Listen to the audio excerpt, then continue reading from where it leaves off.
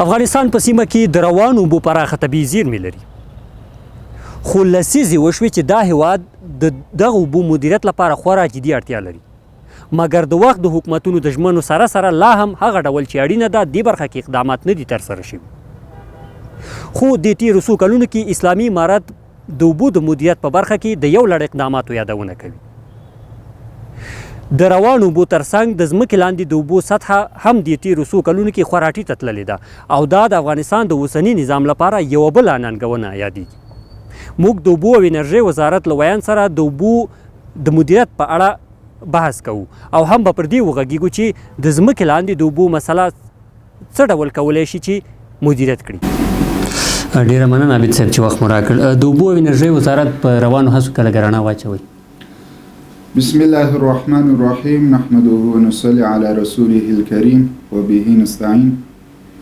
لومړی تاسو او ستاسو تخنیکي همکارانو ټول لیدونکو ته السلام علیکم ورحمت الله. وعلیکم السلام. نو لکه څرنګه چې ته پوهیږې او د اوبو انرژۍ وزارت له نامه هم معلومیږي چې د اوبو انرژۍ وزارت د اوبو په سکتور کې د انرژۍ په سکتور کې فعالیت لري او د دغه دوه مهمو بنسټیزو سکتورونو لپاره یې هڅې پیل کړي دي او منظم پلانونه یې جوړ کړي دي. د اوبو په برخه کې د انرژۍ په برخه کې ګڼ شمېر پروژې پلي شوي دي، ګټه اخیستنې ته سپارل شوي دي او ګڼ شمېر یې تر کار لاندې دي. د اوبو په برخه کې له نیکه مرغه په دغه تیرو څو کلونو کې د اوبو انرژۍ وزارت وانېدلی دی چې 5 لوی بندونه ګټه اخیستنې ته وسپاري، چې په هغو بندونو کې په نیمروز ولایت کې د کمال خان بند آخري فاز په ځانګړې توګه د دغه بند پاور هاوس دا بشپړ شو، ګټه اخیستنې ته وسپارل شو او د دې ترڅنګ له بلې خوا په کابل ولایت کې شعروس بند بشپړ شو، ګټه اخیستنې ته وسپارل شو. همداراز په زابل ولایت کې عمري بند بشپړ شو، ګټه اخیستنې ته وسپارل شو او په هرات ولایت کې بیا پاشدان بند بشپړ شو، ګټه اخیستنې ته وسپارل شو. پاشدان بند یوه لویه پروژه او ملي پروژه وه چې د اوبو انرژۍ وزارت له لوري پرې کار وشو، 14,000 هکتاره کرنیزه ځمکه خړوبوي او همداراز سرخاب بند هم په لوګر ولایت کې موقعیت لري، دا هم تقریبا 3,000 په شاوخوا کې هکتاره کرنیزه ځمکه خړوبوي. دا بندونه کار ورباندې وشو او ګټه اخیستنې ته وسپارل شو. د دې ترڅنګ لوی نور بندونه هم تر کار لاندې دي. په فراه ولایت کې بخش آباد بند تر کار لاندې دی، دا هم د اوبو د مدیریت په برخه کې یوه لویه پروژه ده. د دې ترڅنګ په پکتیکا ولایت کې پلتوني بند تر کار لاندې دی او شفلوغ بند تر کار لاندې دی، اغاجان بند تر کار لاندې دی او دې ته ورته ځینې لوی د بندونو پروژې تر کار لاندې دي. مثال په ډول باندې غزني کې سلطان بند تر کار لاندې دی، لوګر کې خروار بند تر کار لاندې دی. په دغه بندونو باندې کار روان دی، ځینې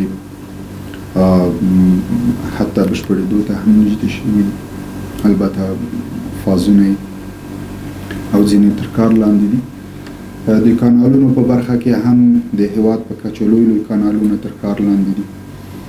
تاسو پوهېږئ د هیواد په شمال کې خوشتپې کانال تر کار لاندې دی، هیواد په ختیځ کې شاهي کانال تر کار لاندې دی، هیواد په سویل کې همداراز نهر سراج کانال تر کار لاندې دی، هیواد په لویدیځو هغه کې نمک آب کانال تر کار لاندې دی. نو دا هغه لوی کانالونه دي، وړې پروژې چکډمونه په سوونو چکډمونه جوړ شوي دي. چکډمونو ترڅنګ استنادي دیوالونه، سربندونه، د کانالونو پاکاري، دا هغه مهم پروژې دي چې د اوبو په سکتور کې روانې دي. او د انرژۍ په برخه کې هم که څه د انرژۍ د تولید انرژۍ پروژې دي، د انرژۍ د لیږد پروژې دي، د انرژۍ توزیع پروژې دي، دا تر کار لاندې دي. په دې وروستیو کې موږ د یوه خصوصي شرکت سره قرارداد لاسلیک کړ. په جوزجان ولایت کې 2 ولسوالیو ته برېښنا رسونې پروژې قرارداد یې لاسلیک شو. د هغه چارې به هم انشاءالله شروع کېږي. تقریبا د 28.4 یا 5 میلیونه ډالر باندې دغه پروژه پلي کېږي، څه د پاسه 1.9 میلیارد افغانۍ کېږي. د هغې وراخوا موږ د سولرو په برخه کې ګڼ شمېر پروژې که چېرته تاسو نغلو سیمې ته تللي میل ته تر کار لاندې دي او ګټه اخیستنې ته سپارل شوي. همداراز د باد څخه د برېښنا د تولید لپاره او له ګازو څخه اوبو څخه له لمر څخه ګڼ شمېر پروژې هغه تر کار لاندې دي. بعضې د تخنیکي مراحلو کې دي، ځینې قرارداد تنویته شوي دي، ځینې عمل لاندې دي.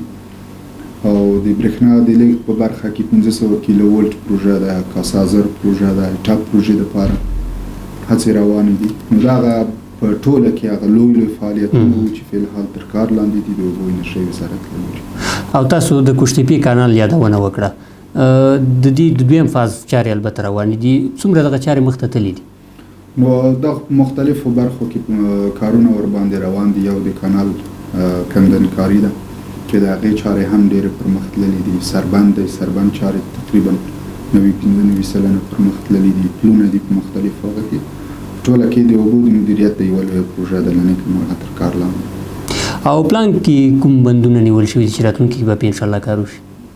نو د اولویت بندۍ په اساس باندې تر ټولو مهمه پروژه چې د اوبو انرژۍ وزارت رهبري ورته ډېره توجه هم کړې ده او هیله یې دا ده تر څو پورې دغې پروژې عملي چارې پیل شي. هغه کابل ولایت شاتوت بند دی چې دغې پروژې ته بودیجه ځانګړې شوې ده، تخنیکي مطالعات یې هم بشپړ شوي دي. موږ هیله لرو چې په نږدې راتلونکي کې دغه پروژې عملي چارې پیل شي.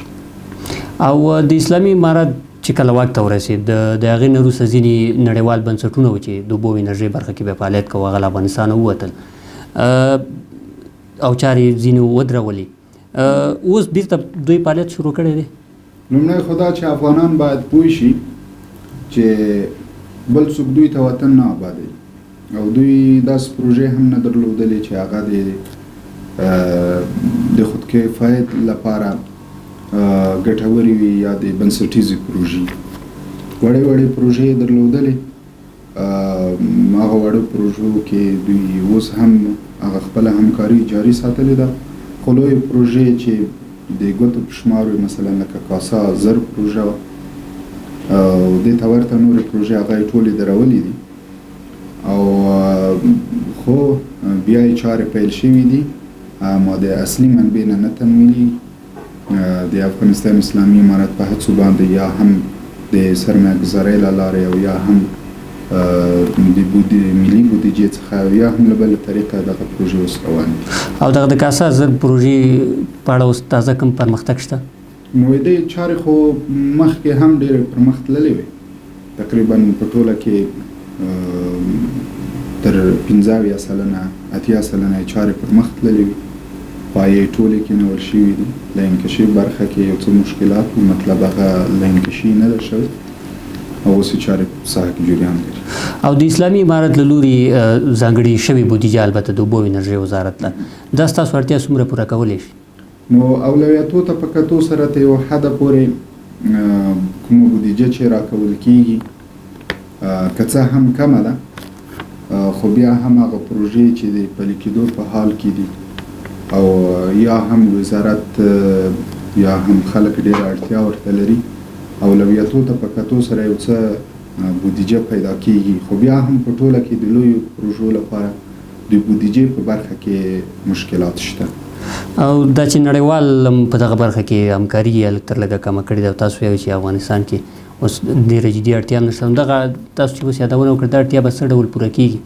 ځکه په کور دننه هغه ډول عواید نشته ده، البته یا ځانګړي شوي دي د وزارت دپاره. ډېر ښه. نو ما مخکې خبرو کې یادونه وکړه چې نړیوالو تر دې مهاله پورې داسې لویې پروژې چې هغه د افغانستان لپاره بنسټیزې پروژې دي نه دي تمویل کړي او له دې نه وروسته هم ډېره تمه نه ترې لرو. خو هیله مو دا ده چې دوی د بشر د دعوه لري، د بشر دوستۍ دعوه لري، نو دوی باید په دغه پروژو کې همکاري وکړي تر څو پورې هغه کومه دعوه چې دوی لري هغه صدق پیدا کړي. بیا هم د افغانستان فعلي اقتصادي حالاتو ته په کتو سره د دې هېڅ امکان نه و چې موږ د دومره لویې پروژې پلي کړو. خو بیا هم چونکې دلته تعهد شته دی، ژمنه شته ده، شفافیت شته دی، نو دا پروژې به انشاءالله پلي کېږي. ډېره جدي ستونزه نشته. او څه موده د مخه د اوبو انرژۍ وزارت د وزیر صاحب یو غږیز کلیپ خپور شو، هغه ویل چې د کونړ سیند باندې بند جوړوي او د دې اړوند د یو هندي شرکت سره خبرې کړې دي. په دې اړه تازه کوم پرمختګ شته؟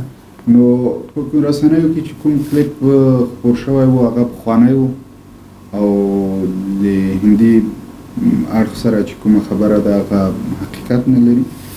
حکومت په خپله د اوبو انرژۍ وزارت دغه پروژو ته توجه لري، نه یوازې په کونړ سیند باندې بلکې په ټول هېواد کې د اوبو مدیریت ژمن دی او دغه د اوبو مدیریت به د افغانانو د ګټې لپاره، د افغانانو د هوساینې لپاره او د افغانانو د پرمختګ لپاره به دغه د اوبو د مدیریت پروژې پلي کېږي او دغه پروژې کامله توګه هڅه دا ده چې له سیاسي اړخ څخه لرې وساتل شي.